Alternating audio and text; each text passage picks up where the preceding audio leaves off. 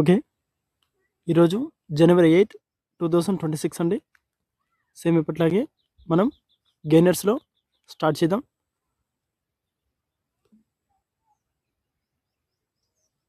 Okay, this is 5 minutes candlestick psychology. Okay, prediction okay.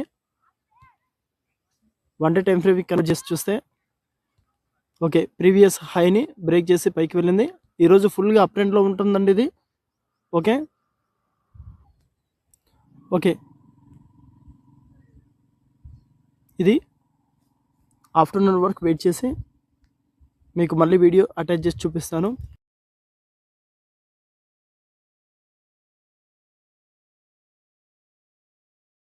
Okay, market close అయిందండి.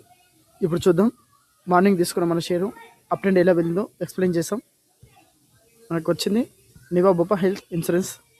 Okay, మనకు ఇక్కడ మనం by చేసినట్లయితే మనకు అప్ ట్రెండ్కు వెళ్ళడం జరిగింది.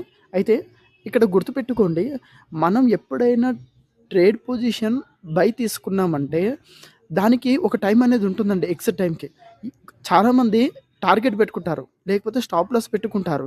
బట్ కొంతమంది 100 పాయింట్స్, 1000 పాయింట్స్, 50 పాయింట్స్, 10 పాయింట్స్ అన్నారు అలా తీసుకుంటారండి. కానీ సైకాలజీ పరంగా అలా ఉండదు. గుర్తుపెట్టుకొని అలా ఉండదు.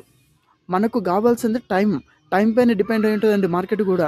అందుకే ఎప్పుడైనా గుర్తుపెట్టుకోండి, మార్కెట్లో ఎప్పుడైనా ఆఫ్టర్ 12 బిఫోర్ 12 ఉంటుందండి. అంటే మధ్యాహ్నం 12 గంటల ముందు ఒకలాగా, 12 తర్వాత ఒకలాగా ఉంటుందండి మార్కెట్ ఎప్పుడైనా సరే.